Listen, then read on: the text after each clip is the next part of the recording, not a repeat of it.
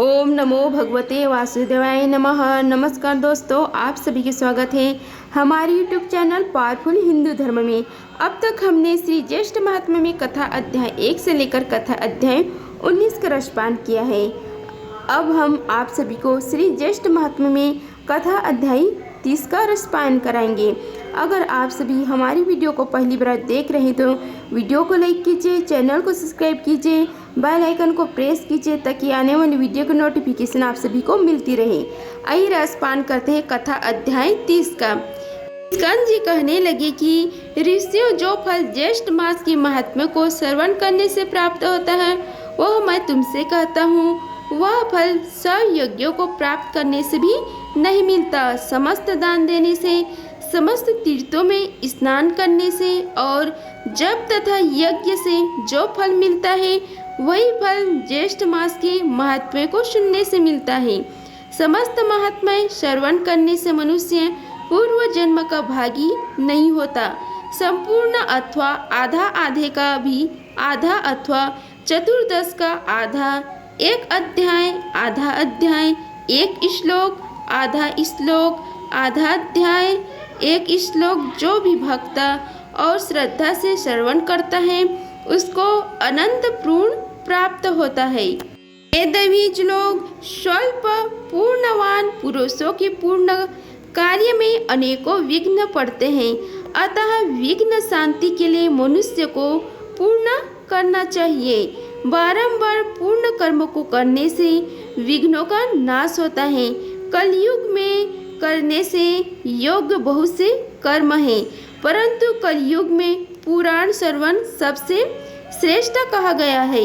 इसलिए गौ हत्यारा, कृतज्ञ, ब्रह्म हत्यारा, पितृघाती, मातृघाती, मंदिरा पीने वाला, कुष्ठी, चोर, विश्वासघाती, यह सब पापी कलयुग में पुराण श्रवण से मुक्त हो जाते हैं। पुराण सुनने वाले बालक, वृद्ध, आतुर, सकाम हो या निष्काम, उत्तम, मध्यम और अधम सभी को श्रवण करना चाहिए।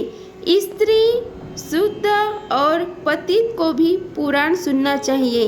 इसके सुनने से सर्वदा ही इष्ट फल को प्राप्त करते हैं। निष्काम, सकाम, आस्था, अनास्था, स्पर्धा, कपट, स्पृहा, सस्पृहा सभी लोग पुराण सुनने से अपने मनोरथों को पाते हैं। भक्तिहीन होकर भी पाद की पुराण श्रवण तथा इसमें को सुनने से स्वर्ग को गए। इस विषय में एक पापनाशी कथा को सुनिए। प्रथम द्वारकापुरी में देवसर्व नाम वाला ब्राह्मण रहता था। ब्राह्मण कर्म से भ्रष्ट वह ब्राह्मण सर्वदा प्रेत कर्म, दुष्कर्म किया करता था।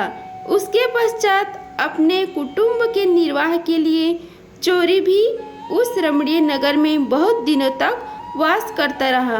बहुत वर्ष बीत गए। उसके पश्चात देवयोग से ज्येष्ठ माह का महीना आ गया। ज्येष्ठ मास में सभी नागरिक ज्येष्ठ स्नान करने को उद्यत हुए।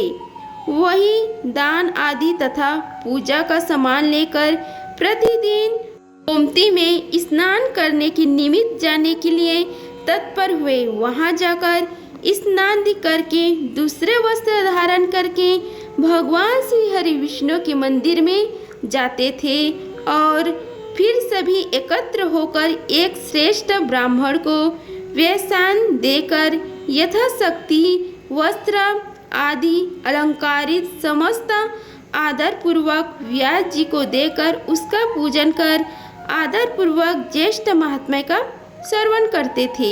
इस प्रकार दोपहर वहां रहकर अपने घर में आते थे। कुछ दिन बीतने पर वह दविजा धर्मदेव शर्मा चोरी करने की निमित्त जो सदैव इस कार्य के लिए जाया करता था, कहाँ से क्या चोरी करे और कहाँ से क्या लाए, इस चिंता में उसे वहां तालाब पर बहुत दिन बीत गए, परंतु उसे चोरी करने का समय नहीं मिला। आज या कल वस्त्र तथा आभूषण की चोरी करूंगा, इसी विचार में पूर्णमासी आ गई। पूर्णमासी के दिन सभी लोगों ने उत्साहपूर्वक स्नानादि कर्म किया, पुराण श्रवण किया और व्यास जी का पूजन किया। उसके बाद पूजन करने के वस्त्र, आभूषण, द्रव्य, फल फूल, तांबूल आदि उनको अर्पण किए। वहाँ उस धन इच्छा से जो व्यास जी ब्राह्मण को दान किया गया था, देव शर्मा ने ब्राह्मण का वध करने का निश्चय कर लिया।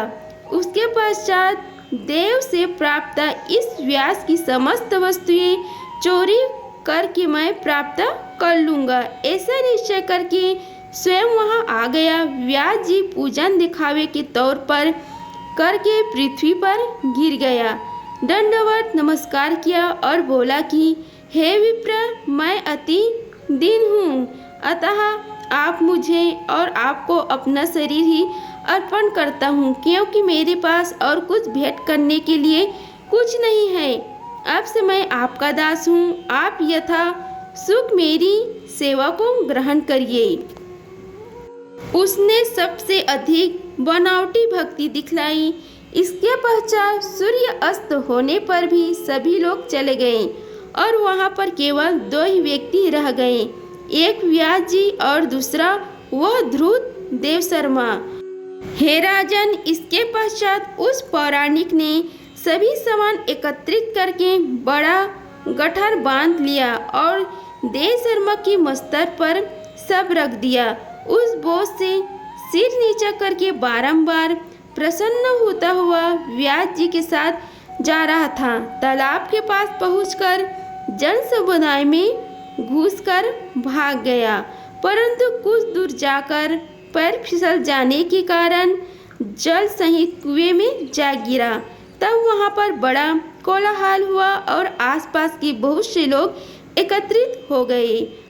मैं मंदबुद्धि हूँ जो मैंने इस ध्रुत का कैसे विश्वास कर लिया, क्योंकि अज्ञात मनुष्य में जो विश्वास करते हैं वह निंदित मनुष्य उसके वश में होकर स्वयं भी नष्ट हो जाते हैं। जैसे विंदाल के वश में मूषक नष्ट हो जाते हैं, उसी प्रकार व्यास जी वचनों को सुनकर पुरावासियों ने राजा से कहा जाकर कि नगर के द्वार पर स्थित सभी लोग इधर उधर भीतर बाहर रहने वाले सभी स्थानों में चोर की खोज की गई। सूर्योदय होने पर चोर की खोज शुरू हुई। तब कुछ लोगों ने उसको अंधकूप में पड़ा देखकर राजा से कहा। राजा की आज्ञा से उसको कूप से बाहर निकाला गया और उसके प्राण कुछ शेष रह गए थे। उसने सब वस्तुएं ब्राह्मण व्यास जी को दे दी। इसके पश्चात उसके प्राण निकल गए। उसी समय वहाँ दिव्य देहधारी होकर श्रेष्ठ विमान पर बैठकर पूर्ववासियों को प्रणाम करता हुआ बोला कि आपका कृपा से ही यह सब मुझको प्राप्त हुआ है। तब सभी ने विस्मित होकर ज्येष्ठ मास महात्मा की प्रशंसा की तथा उन पूर्ववासियों के मुख से ज्येष्ठ मास महात्मा सुनकर श्रद्धाहीन होने पर भी वैकुंठ लोक को चले गए। परंतु जो भक्ति भाव से ज्येष्ठ मास का महात्म्य श्रवण करते हैं उनके श्रेष्ठ भाग्य को तो कहना ही क्या है। जो लोग मोहवश अपनी शक्ति के अनुसार व्यास कथावाचक का पूजन नहीं करते वे दरिद्र तथा रोग से युक्त होते हैं, इसमें संशय नहीं। जो मनुष्य पुराण का श्रवण नहीं करते तथा त्रिविक्रम भगवान का पूजन नहीं करते या दर्शन नहीं करते, गूंगे बहरे तथा पशु होते हैं, इसमें कोई संशय नहीं है। इस प्रकार स्कंद जी के मुख से महात्म्य सुनकर वह सब ब्राह्मण नंदवन के पुष्पों की स्कंद जी पर वर्षा करने लगे। कुछ लोग प्रेम से नाचने लगे तथा कुछ लोग उपचारों से पूजा करने लगे। यह श्रेष्ठ मास का श्रेष्ठ महात्म्य सुनकर वे सब लोग प्रसन्न हो गए और बारंबार ज्येष्ठ महात्म्य को पूछने लगे। इति श्री ज्येष्ठ महात्म्य ज्येष्ठ मास श्रवण महात्म्य वर्णन में 30वां अध्याय संपूर्ण हुआ। अगर आप सभी को हमारी वीडियो पसंद आई होगी तो वीडियो को लाइक कीजिए, चैनल को सब्सक्राइब कीजिए और कमेंट बॉक्स में ओम नमो भगवते वासुदेवाय लिखिए। धन्यवाद। मिलते हैं अगले वीडियो में, तब तक के लिए जय श्री राधे कृष्णा।